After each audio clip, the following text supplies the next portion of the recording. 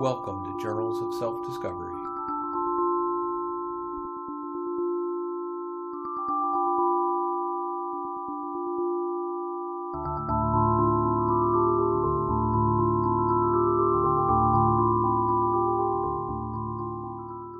Hello and welcome to this month's edition of Journals of Spiritual Discovery.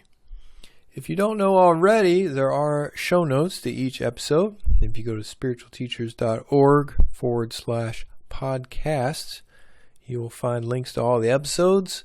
And if you click on those links, that'll take you to the show notes. Why bother looking at the show notes? Well, it's an easy place to find links to all the resources that are mentioned in an interview, whether it be a book or a movie or a person's website or some other resource that came up during our interview. It's pretty handy, and I suggest you check those out. Now this month I do have a special request of people. I know that several of you have left a tip in the tip jar, which is one of the links on my site, and I really appreciate that. I offer these podcasts for free, but it's really nice when someone does contribute a little money towards it.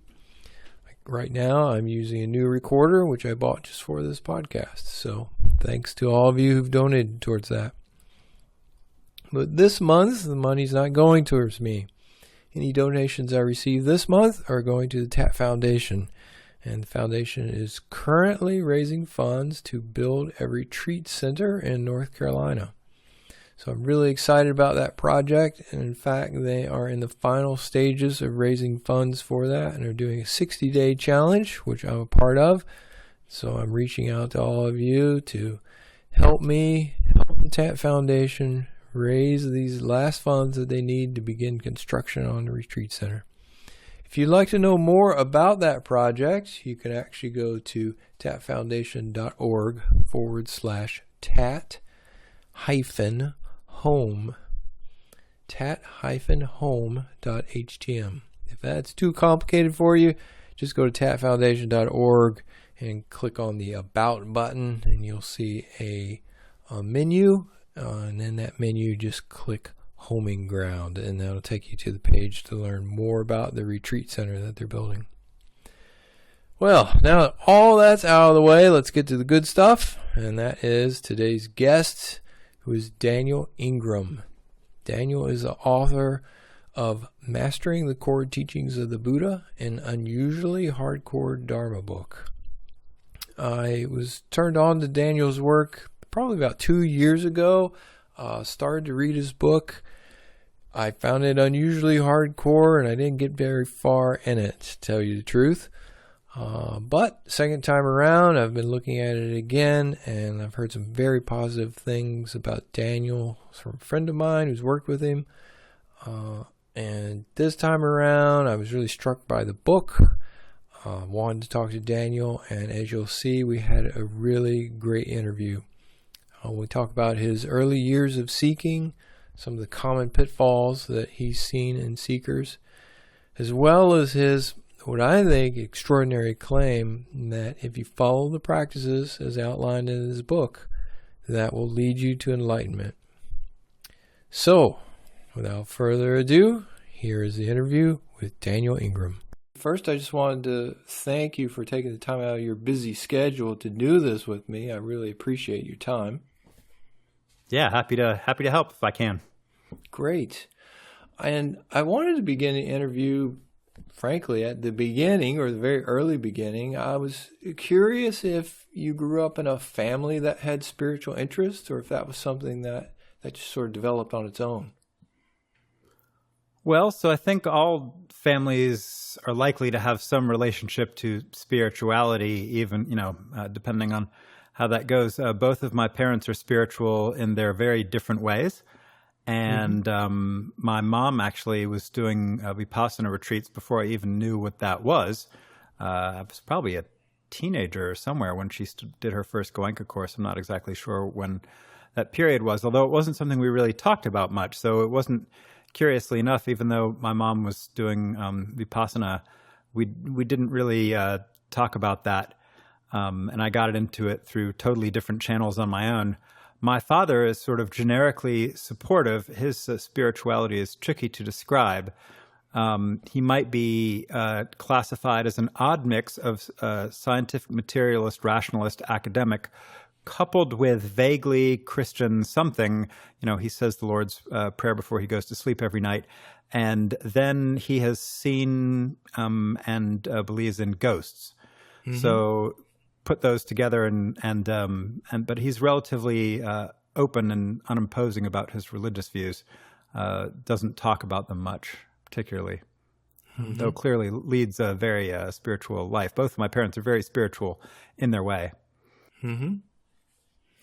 And you mentioned as a teenager, it sounded like is that when you first got involved in your own search? So it's hard to exactly tell where it all began. I crossed the arising and passing away somewhere around the ages of 14 and 15, which is an insight stage for those not familiar with Theravadan terminology that usually involves big openings, explosions of consciousness, traveling out of body, kundalini phenomena, blah, blah. It's usually most people's big first sort of what they think of as an awakening experience or something. Mm-hmm. Although the Theravada would put that sort of somewhere on the map before awakening, but whatever. Anyway, the point is that I did not know what it was. I had no conceptual frameworks for it, and it definitely made its mark on me, though I didn't really understand that connection at the time. I was just a kid and, in junior high school and high school, which were strangely stressful times. I was relatively philosophical from an early age. But in terms of formally spiritual questing, that sort of started in college, and then really started going on retreats about a year and a bit after college, a little over. Mm-hmm. The experience that came to you when you were 13 or 14, it just came out of the blue, sounds like? I don't think so. So tracking it way back, and this is the kind of stuff that can make people look at you funny when you say it, but, whatever, I'm old enough, I don't care anymore. So when I was about 3.5, I used to be able to get into what we would call jhanic states. So I used to be able to lay down and get into these very, very blissful, peaceful states just by sort of chilling out and noticing breathing. Where in the world I learned that, I have no idea. And why I lost it somewhere around the age of 4 or so, and wouldn't learn anything like that again until I got formal meditation training over 20 years later. I'm not exactly sure. So that's the first interesting data point. The second interesting data point would be that I spent some time at a Quaker school in second through fourth grade in Durham, North Carolina, where we would sit in silence for 10 minutes before school every day. And then I actually took a class in fourth grade that was an elective. It was a very interesting sort of hippie school where it was called Close Encounters, and it involved, analog synthesizers and all sorts of other strange things. It was just this sort of very weird mishmash of this teacher just sharing their interesting eclectic life with us. But one part of that was visualization meditation, where we, do the standard things where you'd, squeeze your toes and then relax them and feel the, golden healing energy coming in or whatever. And we'd visualize ourselves getting very big or very small and walking around our bodies or walking around the universe or whatever it was. So it was that kind of stuff. That was, somewhere around 1979 or so. Mm-hmm. And then I started, I've had flying dreams and lucid dreams since I was probably 5 or 6 years old is the earliest one I can remember. And I've always enjoyed them and found them fascinating. And somewhere in my teenage years, for reasons I don't really understand, I started trying to make it more likely that I would have flying dreams. And before I would go to sleep, I would start visualizing these gigantic 50-foot billiard balls in space and practice visualizing myself flying around between them. Where I got this, I have no idea. There was no one telling me anything like this. It just seemed like a good idea at the time. And whatever process that started tripped off the arising and passing away event. And during a dream, I basically a large witch riding on a black horse pointed a wand at me, and my consciousness exploded all over the room. And I woke up to my body sort of being in fragments, buzzing all over the room, and sort of then snapped back into my body, and my body was buzzing, and then I was buzzing, and then this very weird, energetic, vibrational, strange, sort of weird Kundalini-ish thing. And then that's sort of really the formal beginning of more cycling of that. And I would cross that same event in different forms about 6 times before I finally started doing meditation retreats in August of 1994 at the Insight Meditation Society with Christopher Titmus and Charles Rogel and Jose Rezig. Now, I think if that had happened to me when I was 13 or 14, I would have thought I'd gone completely insane. Well, it only lasted, it was a very brief experience. It was very powerful, but, the whole thing in terms of the real fireworks lasted maybe 5 or 10 seconds. But it was definitely quite a moment. The thing is, though, having no frameworks for it or having any idea of what it was, there was nothing to really hang it on. Do you see what I mean? There was no sense, oh, yeah, this is something significant that just happened and I moved on. So it didn't get really much processing at the time. Later on, when I would learn the maps of meditation, I'd be like, oh, yeah, that thing that happened when I was a kid, yeah, that was kind of important. So. So what drove you to go to or to enter into formal meditation practice? Well, so the first point is that when you cross the arising and passing away, it's like you're halfway in and halfway out. So it starts some process that then somehow gives you this sort of strange sense that you need to finish something or find something or do something. It's like, and it may not be entirely obvious to the person what that is or what they might be looking for, but it did, at least for me, provide some sort of general, very poorly calibrated homing beacon to something, right?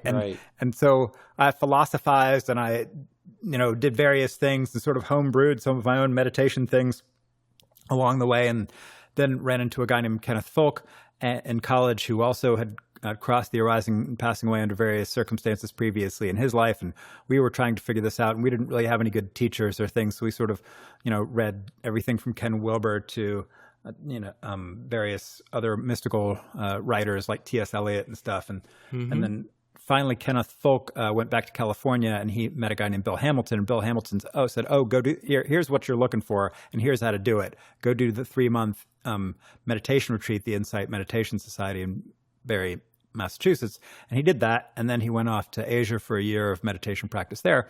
And when he came back, I was like, wow, okay, that seems like a good idea based on some of the changes it seemed to produce in him.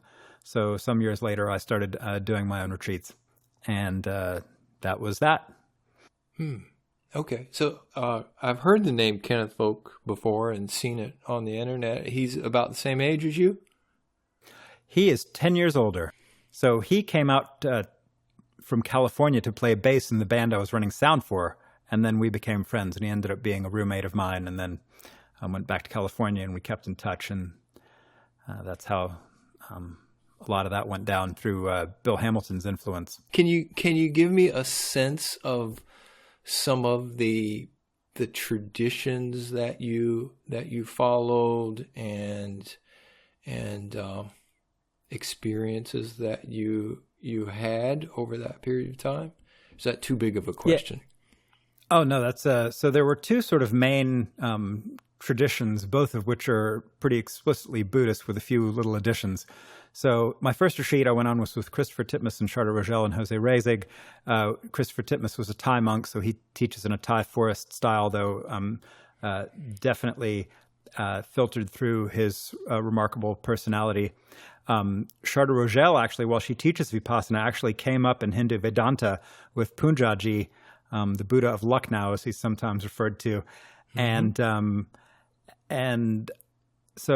then Christopher, when I would go on retreats with him, my first 4 retreats were with Christopher. No, sorry, first 3 retreats, and then 2 later retreats, were with Christopher Titmus and the people that he would have around him who were variously eclectic. So Fred von Allman was very Tibetan, Mahayana, Vajrayana-ish guy.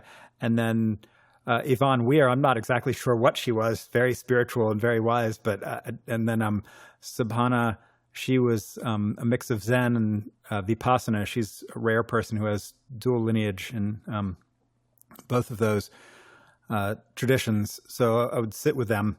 And then I started doing Mahasi Sayadow practice when I went to MBMC in the summer of 1995. and sat with a guy named Sayadow Urajinda. And that's when I really learned noting. And I'd had a lot of interesting experiences up until that point, but that is when I feel like I really learned to practice. That's when I really started to get a sense of what technical mastery was, what the maps were, how to really do stuff. And then, so that was my third retreat. And then my fourth retreat was with Christopher Titmus again and crew. And I think I may have gotten something in my retreat order earlier wrong. But anyway, the point is that that's when I got what we would call, in the Theravadan tradition, stream entry, is sitting with Christopher Titmus and his fine crew, Norman Feldman and some of the others as well. So at the Thai monastery in Bodh Gaya, and that would have been January 13th, 1996. And then after that, it was a bunch of retreats at Bhavana Society and more with Christopher Titmus and crew. And then more at Bhavana Society, a bunch of different retreats over the years influenced by Bhante Gunaratana, which is Sri Lankan Buddhism, as well as a whole lot of reading that, was quite broad. But in terms of the practices, I was doing very relentlessly Theravadan with some Vajrayana-ish model and conceptual influences that sort of brought more of a accepting and open relationship to the emotions and what the Theravada would sometimes call defilements. So I actually found that a fusion of the two basic Theravadan techniques that just are like 6 sense doors, 3 characteristics, 8 jhanas, 16 stages of insight, 4 paths, that very basic stuff with coupling that with sort of a Vajrayana perspective that came through the writings of Chogyam Trungpa and, sitting briefly with Chokya Nyima and some local Kadampa stuff. And, so there was a range of influences in there. But the vast majority of it was very straight up Mahasi Sayadow, Theravadan, Polycanon, and commentarial Buddhism. Too long an answer? Is that all right? I was thinking to myself, now I'm going to say, but I don't really understand everything that you just said. Oh, sorry. No. Sorry.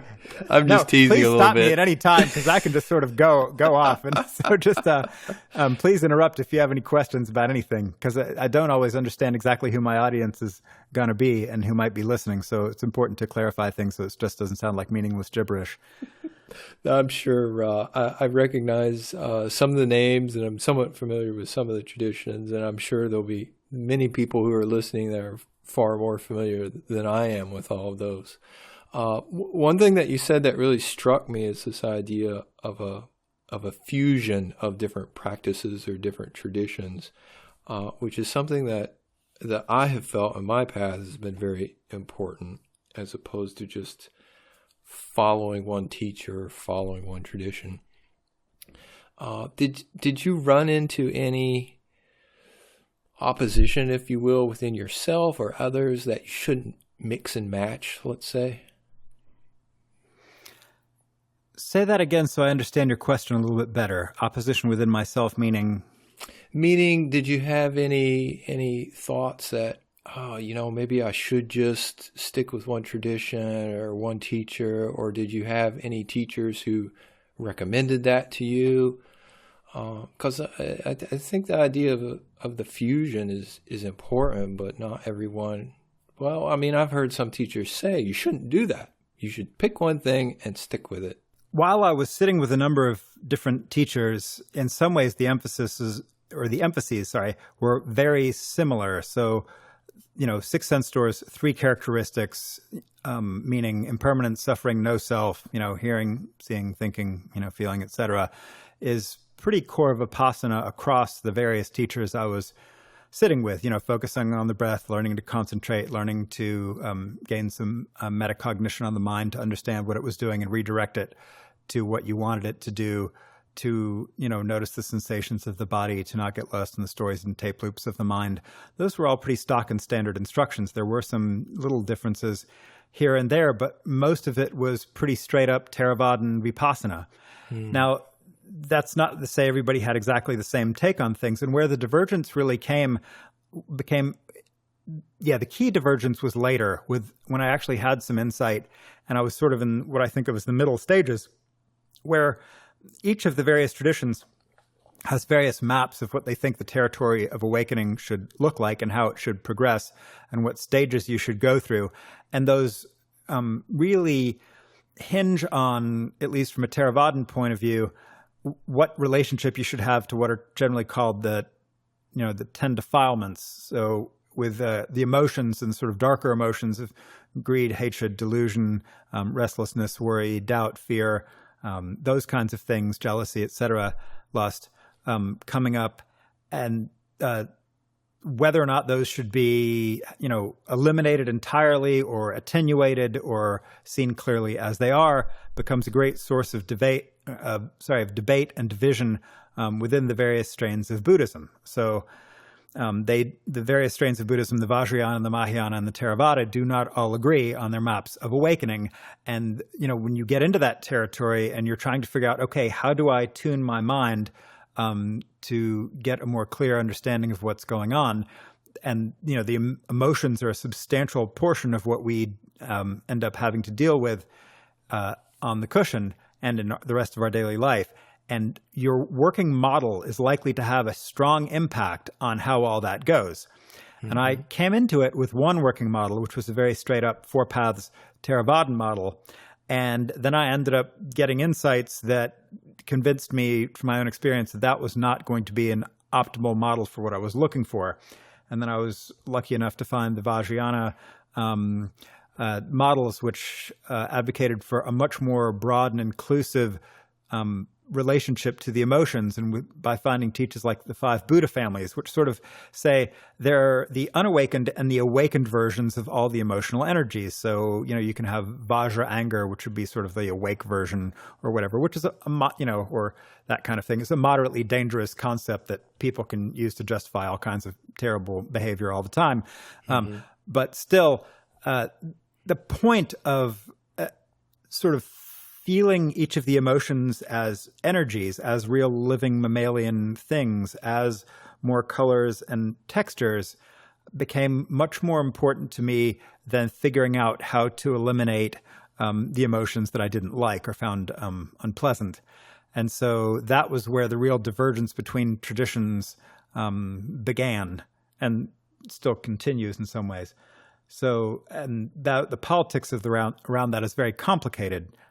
Because while I teach meditation techniques that are relentlessly Theravadan, I don't use all of their maps. And so that puts me in a strange place where nobody really wants to quite get behind that necessarily. That's not true, actually. So it's interesting as I've gotten to meet more meditation teachers, I've had people come up to me and go, actually, the way you look at that is actually the way that makes the most sense to me in my own practice. And these are, teachers that have, written big books and, teach at big centers and stuff. So anyway, but that was where the primary divergence came in. And that was very stressful for me initially when I started to feel that sort of tension and pull, as my own experience was telling me one thing and the maps and models were telling me another.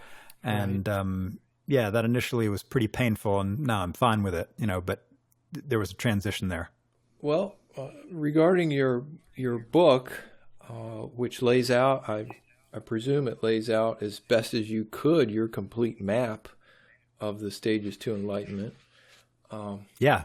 I've started reading it, and I'll definitely recommend to people, don't try to read the book in 2 days. That doesn't work. Yeah, not easily, no. No, I gave a somewhat noble effort, but I've failed. I do want to ask you though, right off the bat, just to get it out there. I mean, on the front cover it says the Arahat, Daniel M. Ingram. I mean, you're certainly not shy about saying that. I'm enlightened, and I'm assuming that one equates arahatship with enlightenment. Yep. Is there anything more that you're looking for to discover in that realm of, and I'm not sure of your language, transcendent experience, if you will, or in your map is enlightenment and arahatship, that is the end?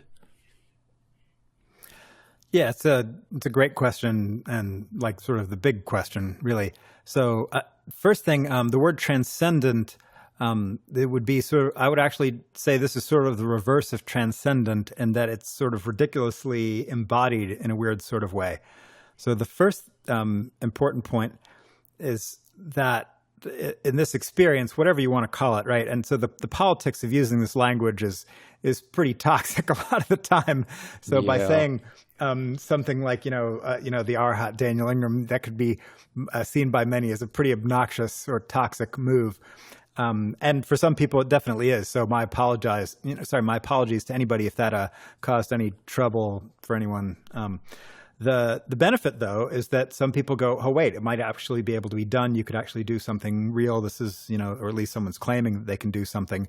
And the nice thing is you can, the way I look at the meaning of the word, and we could debate, forever the various texts and all that. But the point is that when the six sense doors are just seen all the way through as they are, meaning that no sights, nor sounds, nor thoughts, nor physical sensations, nor tastes or smells or whatever are creating any sense that there's a permanent, stable, observing, controlling, central, separate, permanent Daniel, then that is what I would call arahatship. Mm-hmm. So, and this is something you can learn to do. So if you paid enough attention to the six sense doors and just notice them happening again and again, and really notice all the sensations that seem to end up being you will find that they're all totally transient. They all seem to just be happening where they are. You can't find a stable observer. You can't find a stable controller. You can't find a stable thinker or a stable anything. You can find patterns of repetition that you can try to, turn into some sort of sense of a self, but it's this incredibly ephemeral, changing, fluxing, moving thing. And the more clear you get about the basic sensate information coming in, and it's really Vipassana 101, notice what's happening, in your sensate world. The more you do that, the more you can deconstruct the sense that it really is any permanent self. So the nice thing about that is, regardless of all the politics, it's doable. It's verifiable. I know a reasonable number of other people who have done it and come to the same conclusion, that they think, this is something that, the Buddha seemed clearly to be pointing to. And if you do these techniques long enough or well enough, this seems to be the logical endpoint. So that's one axis of development, is just the perceptual clarity that cuts through the fundamental illusion of duality or separateness or permanence or, abiding selfhood or whatever you want to call it. So that's one thing. And then there's the rest of it. So developmentally, right? So that insight happened to me in April of 2003 while on retreat with a guy named Sayadow U Pandita Jr., so named to distinguish him from Sayadow U Pandita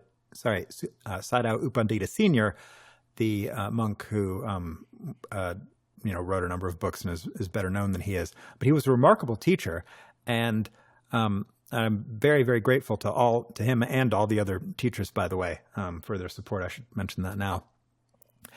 But the developmental stuff has continued. So, that happened, how many years ago is this now? 14 years ago.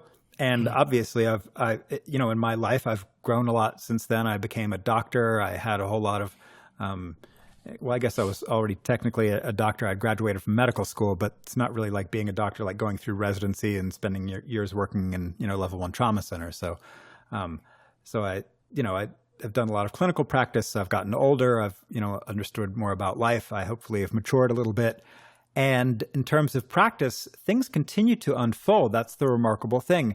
And the interesting thing is all the traditions make a pretty extreme distinction between arahatship and Buddhahood, or whatever you would call some final something. So even within the Theravada, there are very clear lines drawn between arahats and Buddhas. And so the elimination of all unskillful personality traits would be something, that you would accomplish at Buddhahood. The, elimination of all skillful karma would be something you wouldn't even accomplish until the death of a fully awakened Buddha. There are all these additional things to work on. So there were arahats who didn't have concentration skills or jhanas. There were arahats who didn't have powers, and so these are all things that even from a traditional point of view you can work on. And clearly, the Buddha himself even matured as he continued to teach the Dharma as he wandered around northern India and Nepal or wherever he was.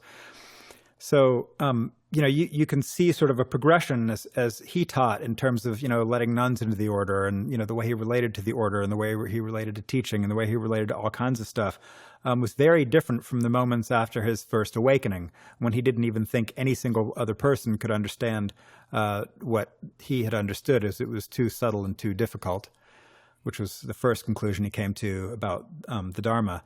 And so in that same way, I clearly continue to grow on lots of fronts, and it's been fascinating to watch, but it's been a whole lot nicer from a place of insight. So, I would definitely recommend, learning Vipassana well, learning the shamatha jhanas well, the concentration states well, practicing morality well, following the Noble Eightfold Path, if you want to be all sort of formally religious about it. But, basic sensate clarity seems to be an extraordinarily good idea, and it really can deconstruct viscerally, moment to moment, the sense that there is any abiding self, and you can lock that in as an understanding that eventually just is locked in, and there's no other alternative. You can't, you couldn't figure out how to go back if you wanted to. When you were deep in your practice before the experience of arahathood, if you will, or ship,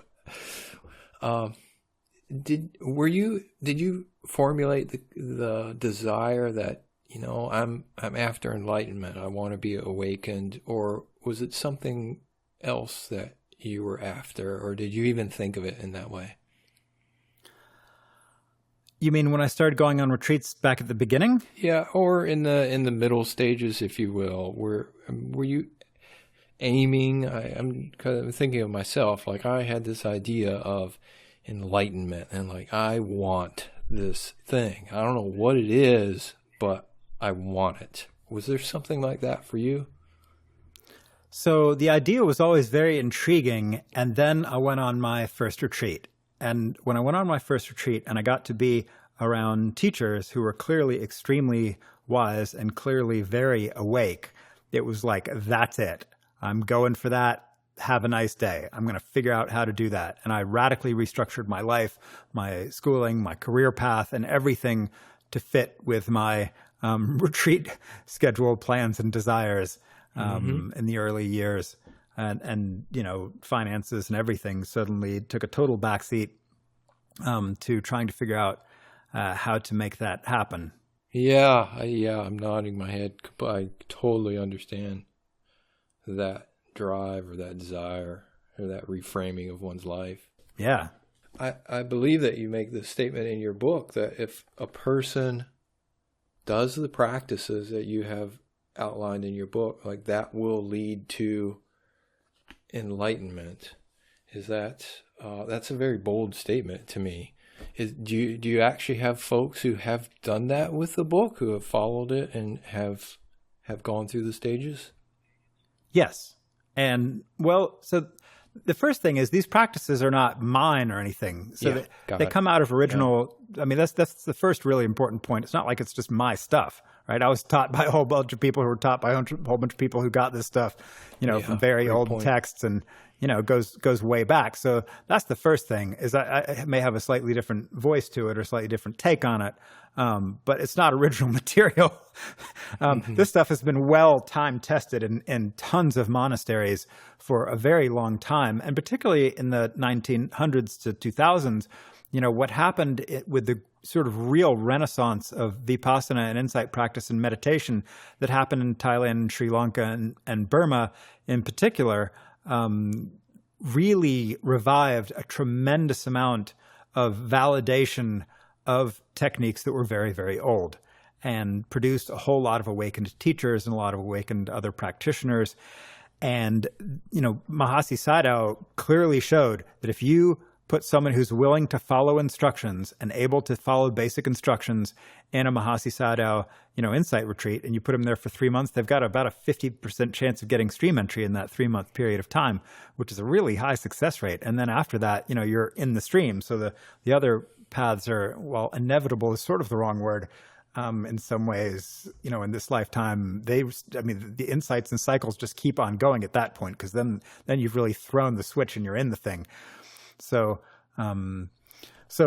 this, and as plenty of other Thai forest people and other meditators have noticed, there is something mechanical about this. If you can get people to actually do the techniques, and then they get insights. And if you can get them to learn to focus, they get concentration states. And if you can get them to follow the teachings of morality, their minds and hearts and things, get softer and wiser and better and kinder.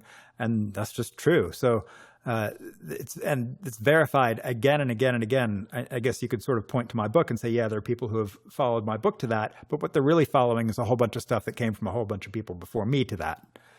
One concern that I have about maps, and this goes back to teachings that I was following early on, is what I would call a danger of placebo effect, if you will, of following a map. That scripting. Scripting? Is that what you said? Scripting, yeah. Scripting, yeah. Oh, yes, we may be saying the same thing, that if I do X, Y, and Z, I've been told it's going to lead to this state. Everybody says it's going to lead to that state, and therefore I kind of create that state because I'm following the map. Is that sounds like that's something that you're familiar with? Yes, except what happened to me, from my own experience, is I had crossed through these stages. I'd crossed through the arising and passing away, which is the big, sort of explosion high where you're all like, excited to practice, and it's very pleasant, and it's amazing, and can involve all kinds of cool experiences. And then you hit what we call the knowledges of suffering, or dark night, or whatever you want to call it, which follows the arising and passing away like thunder follows lightning. And then if you're lucky, you get to equanimity, and most people then fall back and cycle around that a whole number of times before they get to what we would call stream entry. And then even after that, there's a whole lot of cycles. But that said, I had crossed through that exact cycle exactly as the old texts predicted it many times before I ever found the maps. I mean, it was like clockwork. And so I was on this retreat. So when I was introduced to the maps, I was on this retreat at the Malaysian Buddhist Meditation Center with Sayadaw U Rajinda. And I had gone through all this crazy stuff, I had gotten all these weird, sort of mechanical jerking sensations, and I was messing up the breath. And then I'd gotten into all this sort of blissful stuff, and these wild shakings and vibrations, and crazy, dropping down into these, deep, sort of almost time-stopping, narcotic goo strangeness. And then it was like seeing this whole field of terrifying green skulls and all these, sort of experiences that I were like, what the hell? I was sure they were the kind of thing that were totally unique to me. The notion that anybody would have ever mapped these, much less with specifics, much less the exact pattern in which they had unfolded for me on that retreat and numerous times before on previous retreats and even in daily life. I had no concept of that. And then towards the end of the retreat, he played this scratchy old tape, that clearly had been played hundreds of times, of some old Burmese dude with a really thick accent describing the stages of insight. I was like, oh my God, really? Really? He just said exactly what had happened in order with freakish levels of detail. And I was like, you've got to be kidding me. They knew? They knew? Wow. But it was a good thing that they played the tape, because I'd gotten to a stage that's known to be a really hard stage, which is called reobservation, which has a boring name, but is a ass-kicking stage. And I had gone from being able to sit for, hours at a stretch with no problem to 5 minutes on the cushion was, producing the most unbelievable aversion and creepy sensations in my body. And I would literally find myself just jumping up off the cushion, unable to stop myself. And so they played this tape because what you want to do is convince someone in that difficult stage that, hey, you're just right on the cusp of something awesome called equanimity. Which is a really nice stage. So he played this tape, and I was like, wow, okay, even though this is horrible, if I'm really close to equanimity, then, maybe I really need to get back to practicing and practice well and sit through this. And that's exactly what happened. And that's the kind of empowerment that the maps can produce. So yes, they can cause people to script and do practice, but if they actually are still doing the technique, it doesn't even seem to matter. Because if you're doing the technique and actually noticing the arising and vanishing of what happens at all your 6 sense doors, and notice that happens on its own, and find any little strange tensions or things in there that could constitute a sense of suffering, then regardless of whether or not you have the maps, it's still going to move you along. And regardless of whether or not you have the maps, if you're not doing something like that, you're unlikely to make progress in the same kind of way from a Vipassana point of view.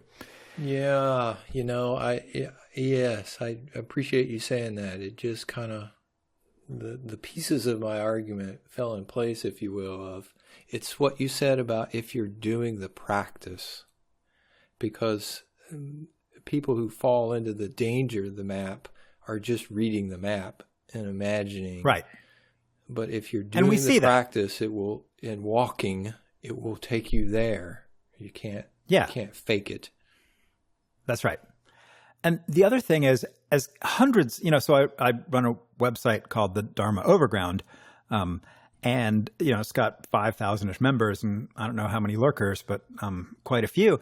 And as literally hundreds of people have noticed, the maps really help them because they're like, me or my partner or my, girlfriend or boyfriend or whatever had this crazy experience of all this vibrational stuff and Kundalini stuff and saw bright lights and body was shaking and were hypersexual and didn't sleep for 3 days and, could, read other people's thoughts or whatever, wild experience they had in the arising and passing away. It's not always that dramatic. And then they hit the dark night and they're like, wow. And suddenly I demolished my finances, my relationship, or, they demolished our relationship or whatever in career and schooling and all that stuff in the dark night, like people do. And they're like, wow, I wish someone had told me about the maps and how to compensate for them, and that this is sort of not normal behavior, but we see it a lot. And there are literally hundreds of reports of people spontaneously who have gone through these cycles and stages, which are freakishly predictable, as anybody who's taught meditation retreats knows. If you put people on meditation retreats and they do the technique, they go through these stages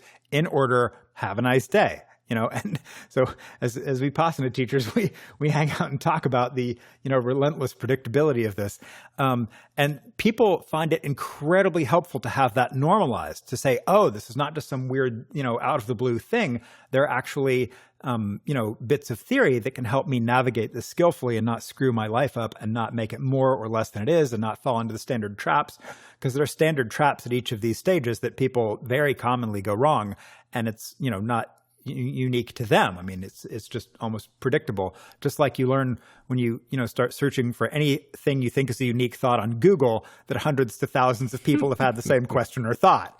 In the exact same way, these spiritual stages, the development of attention and concentration, seems to be freakishly predictable, really almost in some ways, regardless of technique, because people, from Christian contemplative traditions and people from, Vedanta traditions and people from, all, shamanic traditions. And I see all these people who enter the same stages through very, sometimes techniques that superficially look very different, but have to involve basic sensate clarity and basic investigation of what's going on.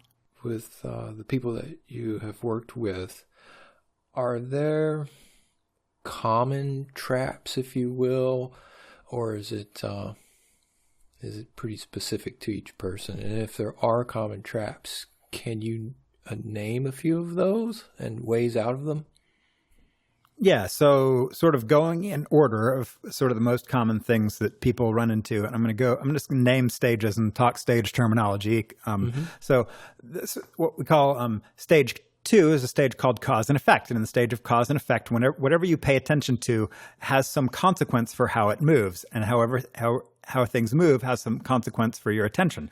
So this is the stage when people say, I'm messing the breath up. I'm messing the breath up. I can't pay attention to the breath without messing it up. And it won't just flow normally. And it seems all jerky and sometimes stopping. And it feels like anything I do with my mind is screwing the breath up. Well, that's actually an important insight stage. And if they think that in that stage they're not supposed to be screwing the breath up, that's not going to work, because that's what that stage is about. It's just the mechanics of how attention unfolds. And so that can really throw some people, and they may stop practicing because they feel like, oh, the breath has to be a certain way, or or they try to do something else, or they stop paying attention to the breath, even though the breath is a really good object, as plenty of people have noticed.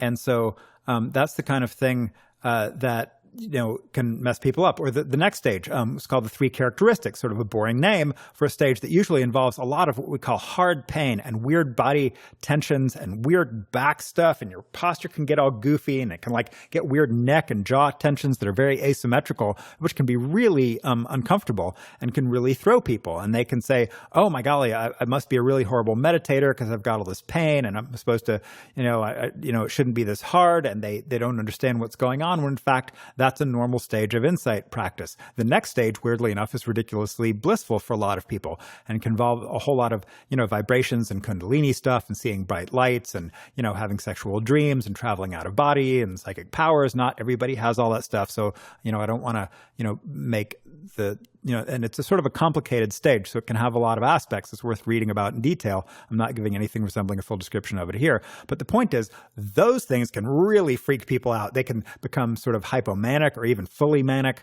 for a little while. They can become utterly fascinated by all the strange stuff that's happened. They can become totally freaked out by it. It can involve radical paradigm shifts. They have affairs. They do wild things. They can be very creative and very cool and very inspiring and very interesting, but it can be very disruptive to a lot of people's lives.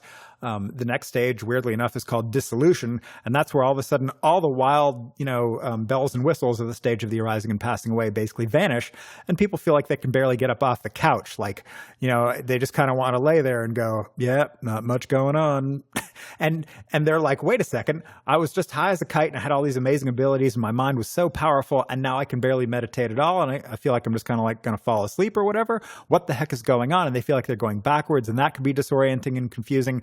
And the next stage is one called fear. So fear can involve, for some people, sort of exhilaration, thrills, and chills. But for other people, abject terror and panic for no obvious reason. And they may try to figure out, reasons to kind of hang on the emotion. But it's almost like a tail wagging the dog, where they feel afraid and they'll figure out some reason that they should be feeling afraid, even if there's no good reason. And they can leave retreats, leave monasteries, they can become paranoid. They can, think other people are out to get them. It can be a really strange stage. And then misery, disgust, desire for deliverance from reobservation are stages that can totally disrupt relationships. If they were hypersexual a few stages ago in the arising and passing away, now they suddenly may have no interest in being with their partner. They end relationships. They end careers. They get mad at their bosses. They project out their anger and their frustration and their deep existential crisis and all kinds of people all around them. It's a really common time for people to just totally demolish all kinds of stuff and end marriages and all that stuff. So next stage, equanimity, is a really pleasant stage. It's broad, it's expansive, it's wide open, it's flowing, it's so nice. And people may not understand that this is actually something awesome, even though it may seem so low key to some people. They may not even notice. It's just like the bad stuff's gone and now they're just fine. But they may not recognize that that is actually right on the lip of awakening, and they just have to learn to see it a little more clearly in flux and flow and see a few key elements that stage makes it very easy to see in order to awaken. But a lot of people will just sort of get lost in how nice the stage is and totally slack off in their practice. And it's not like it takes a lot of effort to take equanimity up on the opportunities that it offers.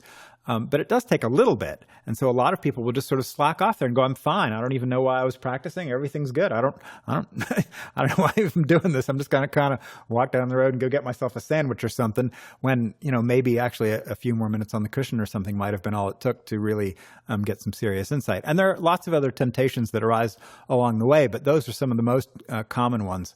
Was that, again, too long an answer? No, I appreciate the detail. And I think people listening will appreciate the detail. Right.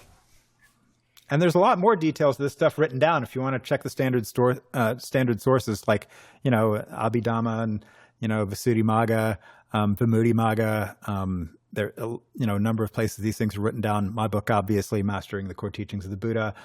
Jack Kornfield does a nice treatment of these stages in his book, A Path with Heart. In the chapter called Expanding and Dissolving the Self. There are plenty of other books that cover this kind of material. So go find it somewhere if you're having interesting spiritual experiences or going on retreats, because if you're practicing, it's almost inevitable you're going to run into this stuff, or you're going to run into it in the people around you, your partners, your teachers, your friends, and it can be really destabilizing for them. And if they have some concepts that can help them figure out how to navigate these more skillfully and put them into some sort of framework, that can really help people do a whole lot better and have better outcomes. In another interview of yours, I heard you mention the shadow side of practices, and I'm not really sure I understood what you meant by that. Could you say a little on that? Yeah, so all of these practices have their shadow sides. So, for example, training in morality, a really good idea. Right speech, right livelihood, right action. All these things can have real shadow sides. So, some people who become, really into morality can become very rigid or uptight or judgmental or critical of themselves or their and those around them. Very sort of harshly puritanical. And people who train in concentration can rapidly become addicted to some of the extremely pleasant and profound states that deep concentration practice can produce. And so then they may think, oh, this is all I need. That's all I need to do is get deeply into peaceful states. And they may not actually awaken, what we call the golden chains. So some of these spiritual side effects that can be produced that are great effects. I mean, it's not like those states don't cultivate remarkable qualities of mind. They do. But that said, they're not the whole thing. And so people can become addicted to those or sort of lost in those. And then Vipassana. So Vipassana, insight practice, the shadow sides of it are complicated, but they can become sort of very, as people learn to sit through large amounts of pain or difficult mind states or, harsh vibrational experiences or whatever, people can become sort of like that in the rest of their lives, where they may just, it's just one more painful thing and they just sort of ignore it, like they learn to, sort of like just notice their knee pain is just more vibrations or their back pain is just more vibrations, when not all of life does best when you have that response to it. There are some pains and difficulties and stuff that you actually want to do something about rather than just sit there. Mm-hmm. So it can become sort of people who, sort of do too much dry insight work, as we call it, where they're, don't have the jhanas to help them, can become sort of dry and harsh and flat and edgy and restless and sort of ungrounded and destabilized if they just go into, realms of really fine, ultra fast vibrations and really analyzing every little blip and speck of what happens in their experience. That can be very powerful and also can produce shadow sides. And that's just the tip of the iceberg. In terms of each of the traditions, each of the teachings, each of the ways of conceptualizing of awakening, all can produce something that is a shadow side. Like if you say, awakening, in order to, be a good person, you should practice loving kindness practices. And then people sort of, then use that as a way of ignoring the fact that they might be really angry about something. That anger could become a shadow side that they could then come out in unskillful ways that they might not notice. The list of possible traps is gigantic, but each of the practices, the techniques, the traditions has endless temptation to do something with it that's not as skillful as it was originally intended to do, and in fact can be harmful or destructive to you and those around you. In your experience, does it take another person to point out that shadow if you have fallen into that, or do the practices themselves have some mechanism that helps to prevent it? Both are true. So if you continue to practice well, there can be plenty of self-correction, but it is vastly easier if you have fellow co-adventurers, teachers, Dharma friends, Sangha, community, whatever you want to call it, because often people can see our shadow selves and shadow sides and aspects in a way that we can't. And things, these things are usually glaringly obvious to everybody around us, and we may be totally blind to them. We all can be guilty of that, myself included. And so I definitely highly recommend that if people are going into this, they have, if not teachers, at least wise Dharma companions that are farther down the path than they are, who are skillful and kind and can help them to see. Because it's easy to go wrong with this stuff. It's easy to become imbalanced. And not that we don't learn things from that sometimes. We do. Plenty of people have learned a lot from their sort of accidents and adventures and misinterpretations of the teachings. And you figure out why they, gave whatever warnings associated with that, teaching there were, hopefully. So again, sometimes something good can come from unfortunate processes, but in general, it's a whole lot easier if you've got people around you who know what they're doing and are older than you or more, spiritually advanced than you are, even if not older than you, and have, trained and well under the guidance of good people. I mean, it definitely, both teachers and friends help. Is the online group that you mentioned, it was Dharma Underground, was it? The Dharma Underground is the original thing, which still sort of kind of almost exists. It's not particularly active at the moment, but the Dharma Overground arose out of it. So originally, I was out on the web as, with my claims to attainments or whatever and putting labels on things, which, as most people notice, can get you an enormous amount of internet flame war stuff and trolling and stuff sent in your general direction. And plenty of people decided, it's not really for me at this point. So originally we started something called the Dharma Underground, which was a password protective website, where a remarkable group of very advanced and skilled practitioners gathered to discuss these things. And after a while of discussing them in secret and private, we realized, actually these discussions are discussions that would be fine to have in the open web. And so we opened it up and created the Dharma Overground, and it's been the Dharma Overground ever since. So okay. I was curious if that group functioned in a way that could help people with things like seeing the shadow side, or if that was something that was really too difficult to do online and actually needed face-to-face conversations. Face-to-face is clearly a lot better, but you can definitely do some of that work online, as we've all noticed. And we do, it's a geographically very disparate group. It's all, it's from people all over the world in lots of different countries and continents.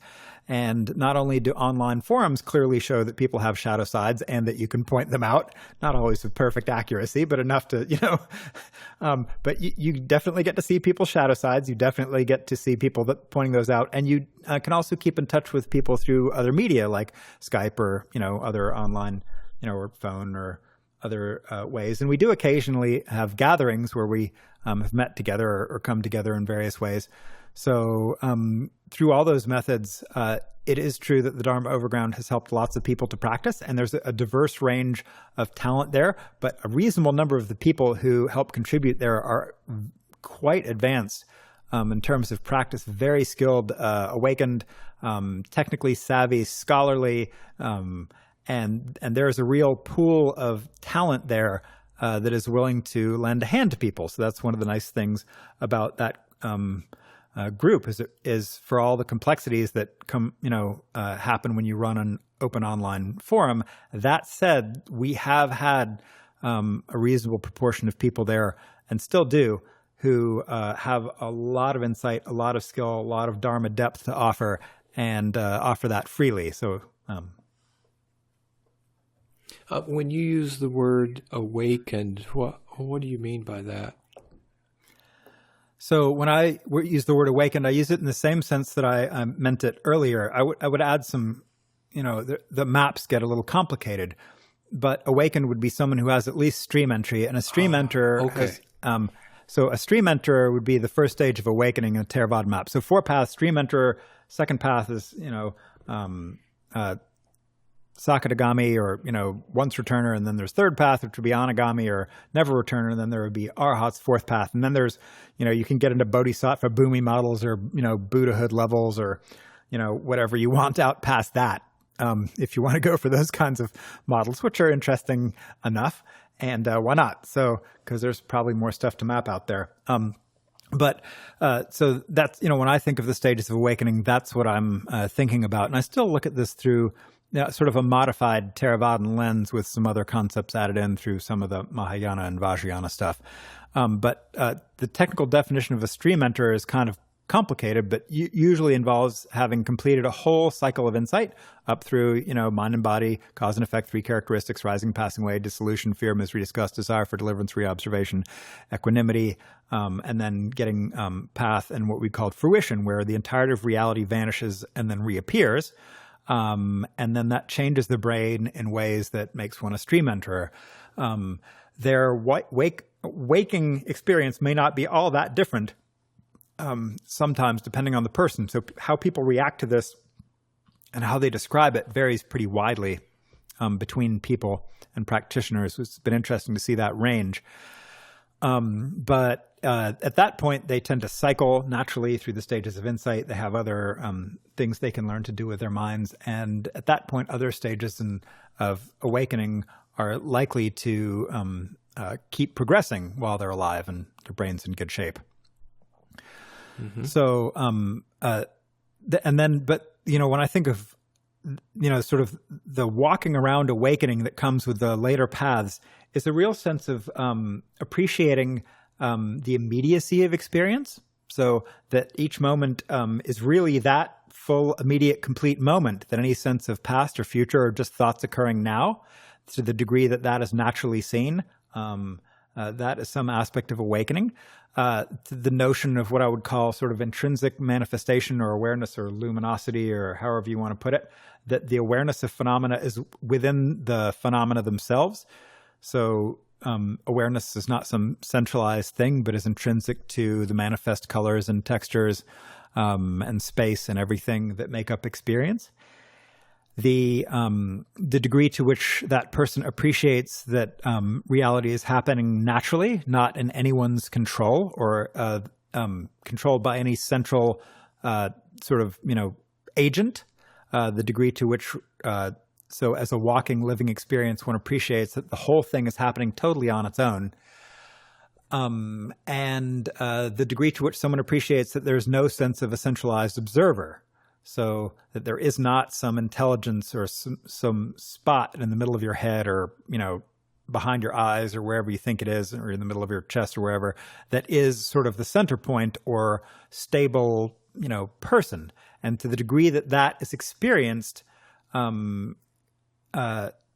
clearly as, being just more flowing, immediate, transient, causal, natural sensations, that's what I think of as aspects of awakening. And eventually that can become your whole living experience. So there aren't any aberrations from that, so that everything that arises is perceived that way with those qualities, and it pervades everything. And at that point, that to me is the good stuff. Got it. Yeah. There was something specific in your book that caught my eye. You mentioned the 5 spiritual faculties. And you had them as faith and wisdom, energy and concentration, and mindfulness. And that's traditional. That comes out of the Pali Canon, so that's not my stuff. That's old, very old Thervadan 101 stuff. I appreciate you saying that. I keep referring to all of this as your stuff, just because I'm referring to your book, but sure, yeah. In regards to, you gave the example of a person who, let's say they're sitting and they're trying to meditate, trying to concentrate, and they're fidgety or maybe they're sleepy, and you mentioned how a person could adjust their level of energy and concentration to find a balance. And I was curious if you could say anything more about that from a practical level. Like, how do you actually adjust your energy? If you're tired, are you saying do some jumping jacks and then sit back down? Or what do you mean by that? Well, so the mention of posture change is actually one of the first strategies you can try. So it's a very simple strategy. If you're let's say you were doing reclining practice and you were finding yourself falling asleep, well, you could try sitting. Or if you were doing your sitting practice and you were feeling yourself falling asleep, you could try standing. Or if you were trying your standing practice and you were feeling yourself falling asleep, maybe you needed to get some more sleep, but or not eat such a heavy meal or something. But then you could try walking. And so so the first thing you mentioned, jumping jacks, basically posture correction. So in a place, during the day, our energy level changes, and depending on, how much we've worked recently and how much we've slept and what we've just eaten and all those things, our energy levels change, as well as our level of physical health and thyroid and, metabolism and, caffeine intake and all this stuff will modify it. So simply modifying ordinary physical factors like getting enough sleep or, enough exercise or enough sunlight or, dealing with your depression or whatever may be, So things that are straightforward and maybe not particularly, don't sound particularly woo-woo, you know what I mean? Like those are just easy things to adjust. But then, and sometimes that'll just do it. Like, you know, if just change posture and try a posture that's more energetic if you're sleepy, or simultaneously, if you're too restless in some posture or too ungrounded, try a posture going in the other direction. You know, if you feel restless sitting or feel a lot of pain, maybe your mind would do just fine with reclining practice because you've got plenty of energy and you're not going to fall asleep. So you can adjust posture. That's a first basic thing to do. And then you can adjust what you do with your mind. So certain focuses of mind and certain techniques are more or less energy producing than others. So a lot of people find the breath very calming, unless you look at it really, really, really fine and fast and try to figure out, you know, how many hundred sensations are there in the breath between the top of the breath and the, you know, bottom of the out breath. You know, that kind of practice can be really engaging and really energy producing, as opposed to someone who's, you know, sinking down into the smooth flowing, you know, beauty of a circular, you know, expansive breath might find paying attention to the breath very calming and soothing. And so that helps to show what you're doing with your mind can radically affect your energy level. So like I tended to do a lot of really rapid fire noting, you know, many times a second, noting sensations as they arose and vanished, you know, breathing, thinking, seeing, hearing, you know, feeling, you know, whatever, you know, really, really fast. That kind of practice is very, very energy producing and very engaging. And if you're feeling, you know, sloth or torpor, which would be the traditional words for those, or boredom, try upping the resolution power of your mind and see how fast your mind can possibly go. Because there are lots of sensations coming in every second if our mind is attentive to them. Similarly, trying narrow versus broad objects will radically change the sense of energy of the thing. If you're just sitting, listening to what's going on in the whole room, subtle sounds, the air conditioner, maybe crickets, you know, in the distance, or a subtle, you know, creak of the roof as the light hits it, you know, and it changes temperature or something, will produce a very different effect than, let's say, if you're doing some really rapid fire mantra practice, you know, like some, you know, ultra fast, you know, 100-syllable mantra. If you were doing Tibetan practice, those are likely to have very different effects on your energetic system. Or, and then once we get better at this, we can learn to actually literally just say, okay, I want to be a little more calm. Boom. And because you've trained your mind, you can just call up calmness and say, oh, I'm too restless. I need to calm down. And you can just feel your energetic system shifting down, you know, the energy coming down, and the attention stabilizing and grounding down. Or, you know, conversely, if you've gotten, you know, better at practicing, and we've gotten some more internal control and wiring built up, sometimes you can just say, okay, wait, I'm really sort of slacking off. I just need a whole lot more energy, and just call it up just by asking for it and go, oh, there it is. And, you know, and so more skilled practitioner will just have that on tap, or say, oh, I really need some more equanimity in the face of this, or, oh, you know, I'm getting kind of dark and dry and heartless. I really could use some more rapture. And I realized I've just switched from talking about the 5 spiritual faculties to the 7 factors of awakening, but it's this, you know, it's a similar list, right? And it's a similar set of concepts that just by refocusing on specific qualities, or if you're like getting really kind of bored, but, you know, there's a little bit of bliss somewhere, you may be able to just focus on that enough to turn that bliss into something really awesome if you're doing concentration practices.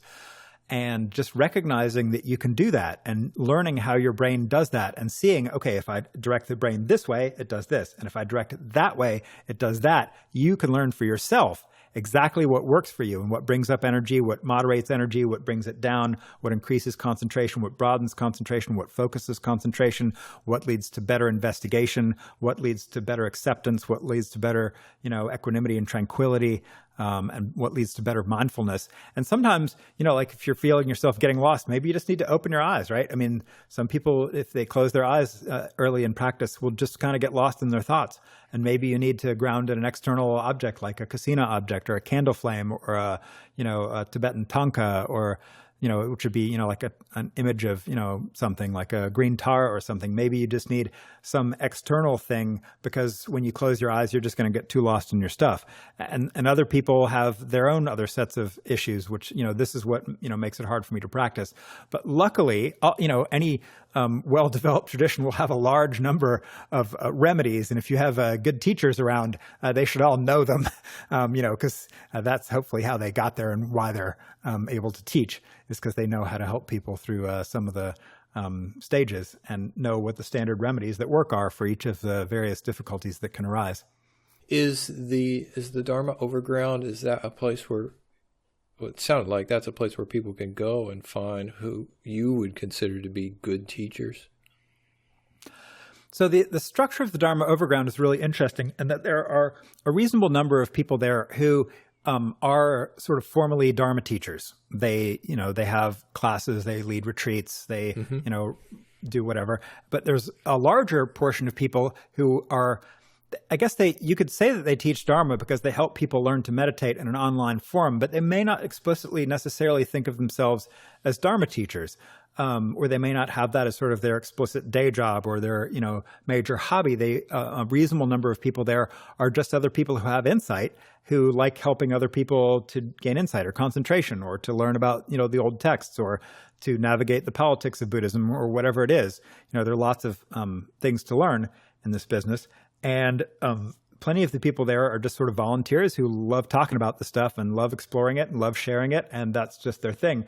So while there are teachers there, and there's clearly different levels of talent, it has very much a more sort of egalitarian is the wrong word, but it's not a strictly hierarchical model, if that makes sense. Even though there are some people there who explicitly think of themselves as Dharma teachers, there are no people that are designated by like the Dharma Overground as teachers, if that makes sense.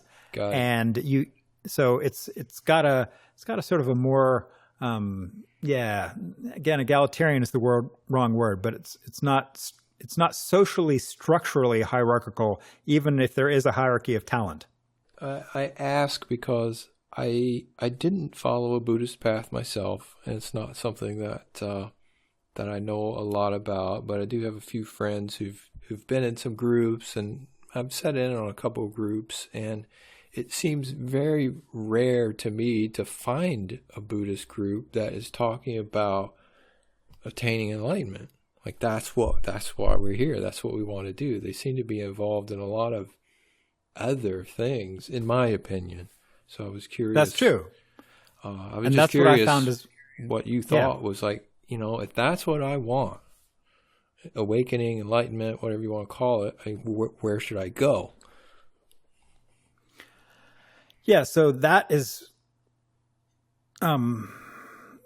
very similar to what I found when I explored a lot of local Buddhist groups and various centers, and even major meditation centers. Plenty of the people there were there to further their psychotherapy, or there to, get away from some situation, or just because mindfulness seemed like a good idea.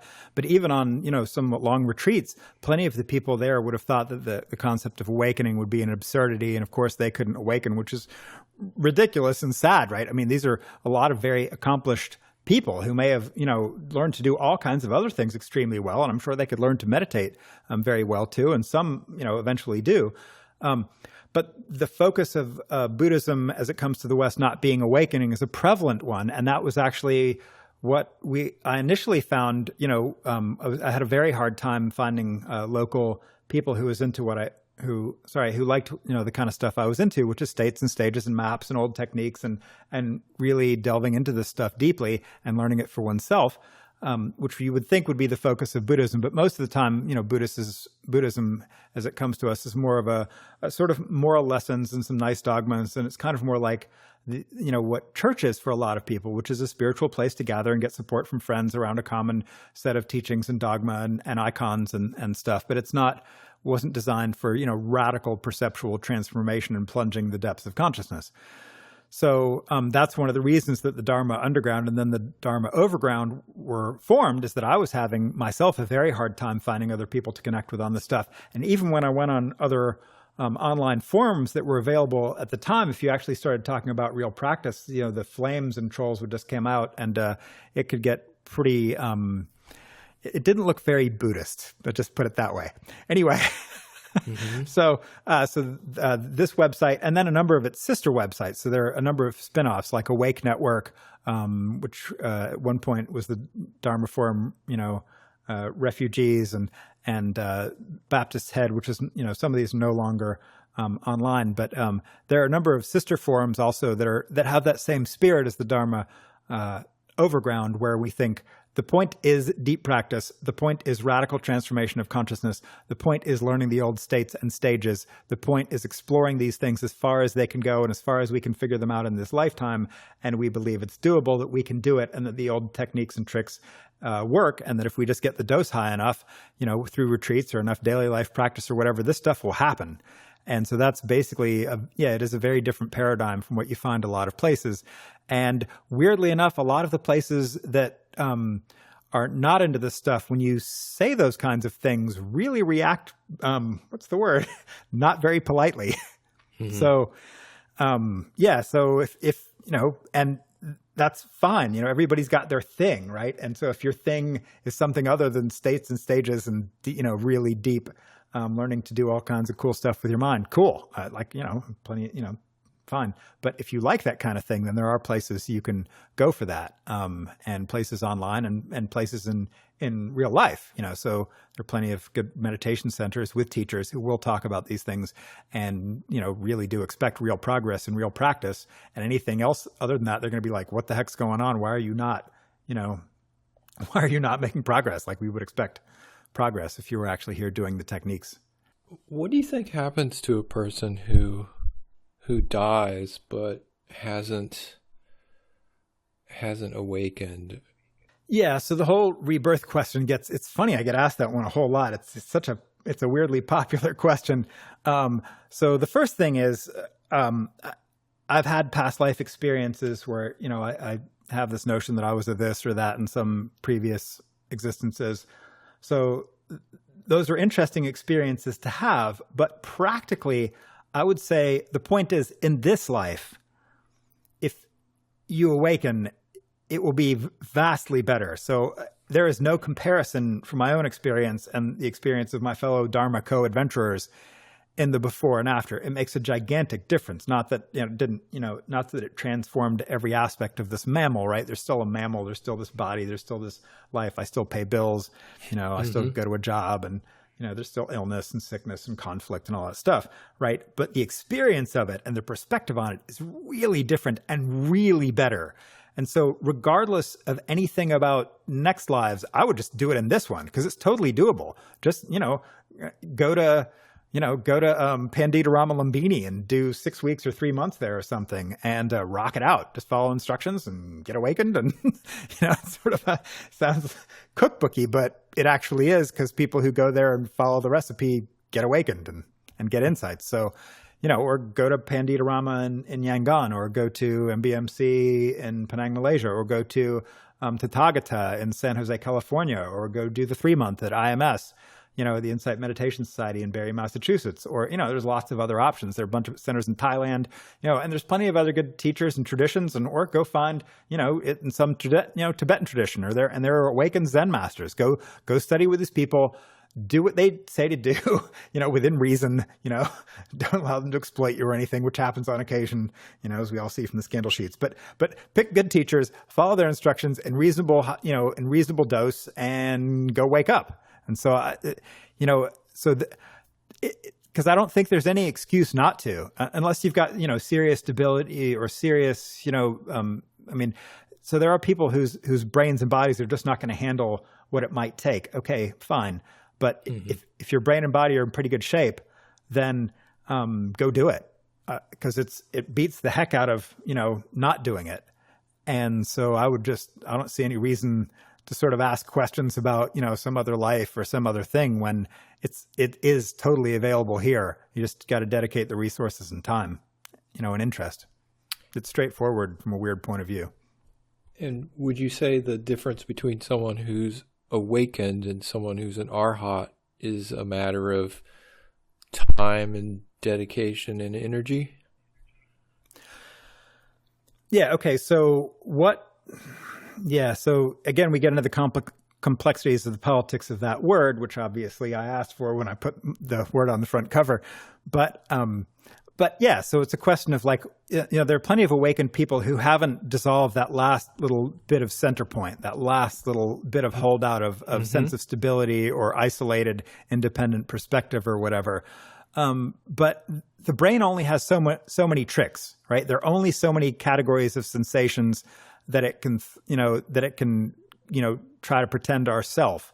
And eventually, if you just get good at noticing, oh, this is what's happening right now, and you bring attention to what I think of as the core processes and some aspects of space and the sense of, effort and the sense of, who you are, and sort of turn the attention, it's a weird thing because you sort of have to turn the attention back on itself, right? So to go kind of Ramana Maharshi on it, but it also really helps to turn the attention out wide and notice the luminosity of the entirety of everything that's in your full field of conscious awareness.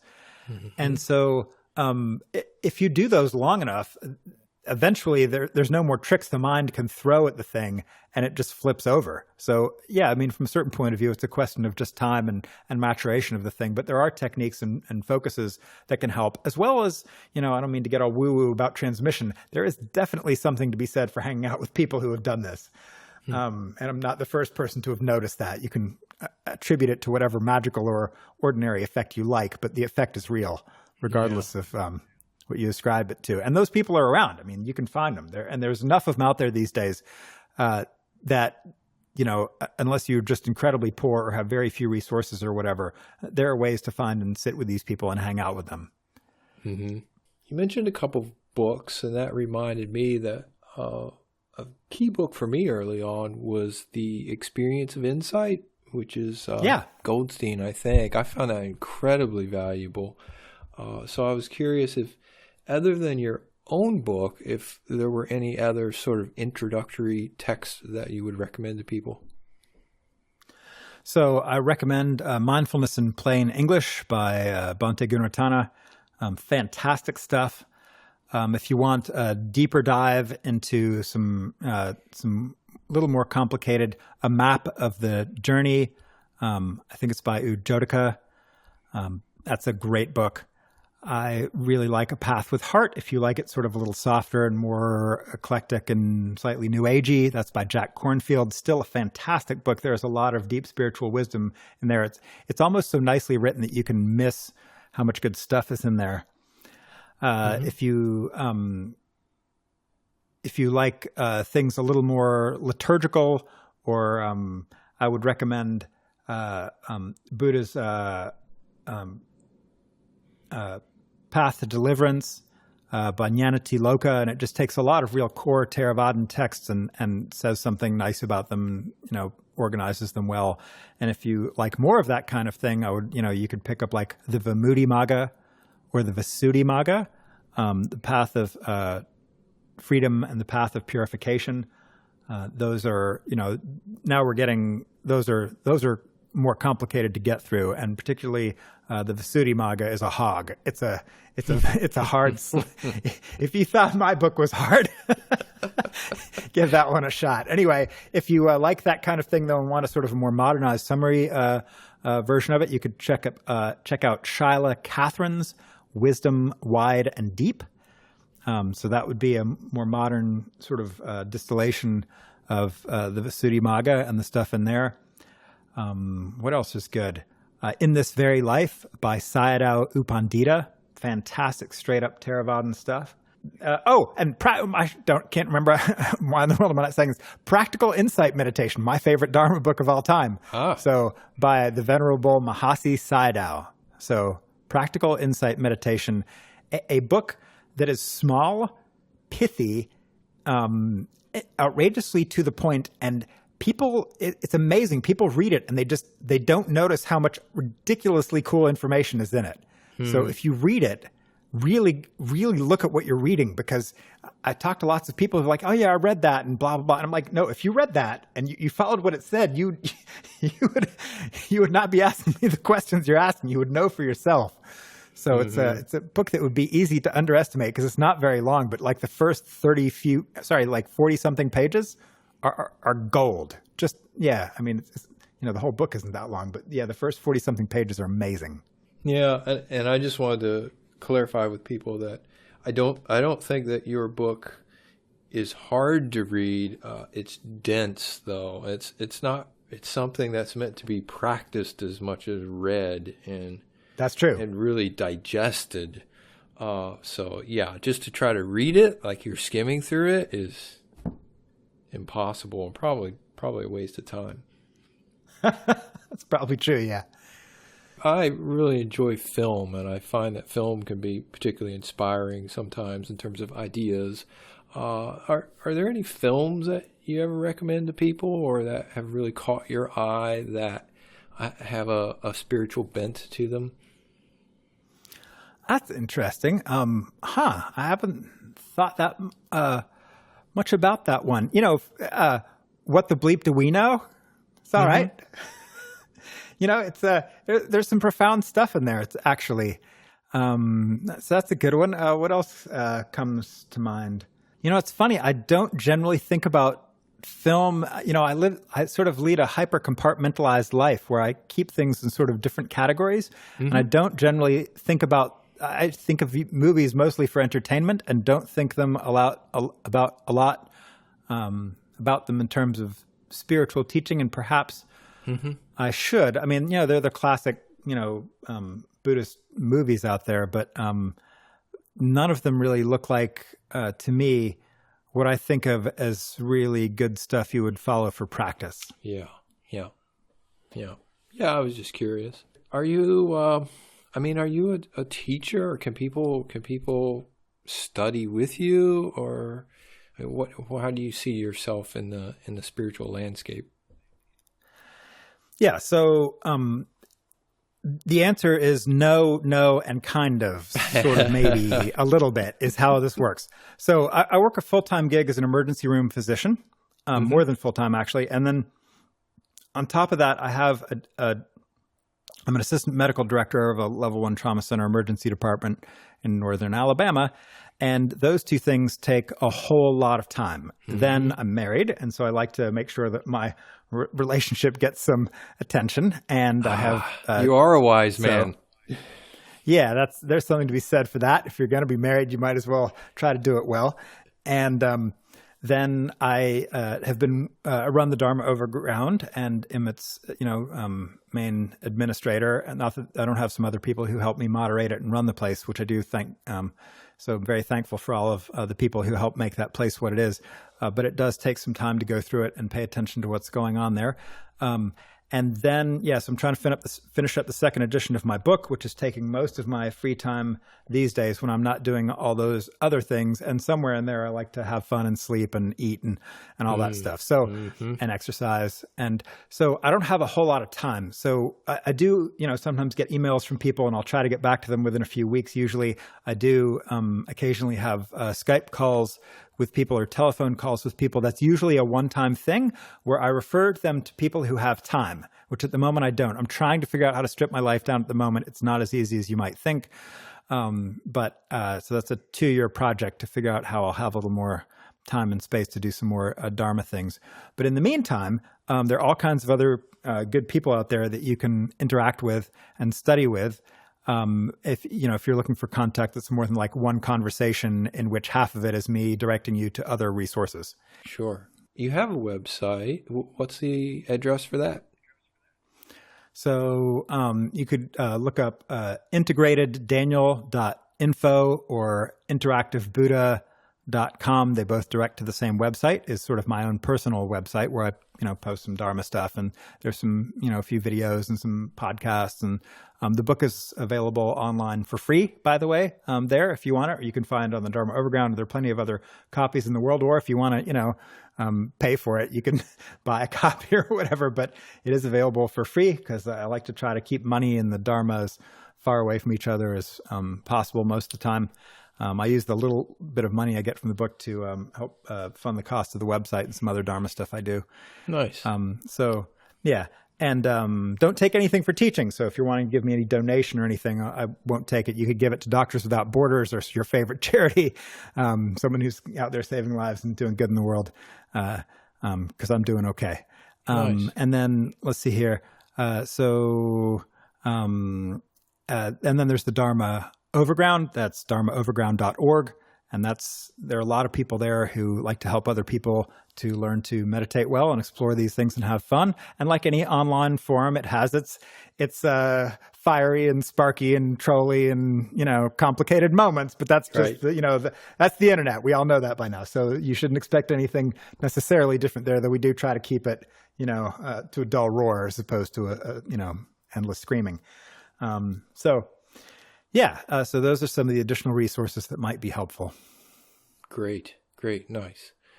That's all the questions I have. Is there anything that you had a thought of during the interview that you want to mention, or? Yeah. So usually there's some reason that someone like yourself is interviewing someone like me, and there's something there that, might be helpful to talk about. So what was the interest? What sparked your interest? What are you looking for, and how are you going to get it? My reason for doing the interview is twofold, I think. One is this imagined audience that I want to try to expose to teachings and resources that they might not otherwise come across, that I have judged from afar to be of value. And so this is the opportunity to actually speak with that person, that teacher, and find out what they have to offer. So there's that aspect of it. And then for myself, I'm still trying to work out teaching, how to teach, what are practices. My background was almost without maps, and consequently today, when I think, how am I going to synthesize the things that I've gone through and the things that I've found and come up with something that resembles, if not a system, at least some logical advice, that's proving to be challenging. I'm actually writing a book as well, and trying to put some of these things down in terms of how does all of this fit into a model. And because I didn't have well-formed models for that reason of this danger of models, teachers that I was with, some of them saw a great danger in talking too much about what might be ahead. While I think that was wonderful and that it worked, it was also tough and a lot of doubt and a lot of not knowing. And then as I say, I find myself today in a place where what can I say of value? And so I'm looking around at other people's paths and what's happened to them, and seeing bits of myself, if you will, in things that you're talking about. And, oh yeah, I know what he means. I never thought about it that way. That's good. I like that. That's a good formulation. That's helpful to people. So I'm picking up bits and pieces of things like that. Nice. Yeah, well, there's some great maps out there. I mean, there's some bad maps out there, and there's some okay maps that have grains of truth, and then there's some really awesome maps. I mean, one of the things I really like about the Theravada and the 16 stages is that is a great map. It is freakishly predictable, and it's very explanatory and can help people really, it is, when you start talking to people, it is very hard not to see that pattern again and again. And I don't think that's just scripting or someone like trying to fit everybody into a little box. I actually think that map just happens to really describe attentional and spiritual development unusually well. And I think they just like people who describe, human anatomy or human, embryonic development, if you describe it well enough, you've just described it, and that's what it is. And I think some of these maps, particularly, the 16 stages of insight that come out of the Abhidhamma and the commentaries are remarkable. Oh, the Abhidhamma, by the way, if you want to go back to the original sources on this stuff, usually comes to people as in the book, A Manual of Abhidhamma, is a great place to check if you want old Theravadan straight up lists and analysis and stuff. Mm-hmm. Not that easy to practice from, but very good background theory if you're looking to find some of the original source material for some of these things. Great. Well, that's all I have, Daniel. Well, I hope this has been helpful for someone, and if it hasn't, go find something else that is. Because there's helpful stuff out there, and it's doable. And I hope this has been enjoyable for you. And yeah, it's been great talking with you. It's been very enjoyable. I really appreciate it.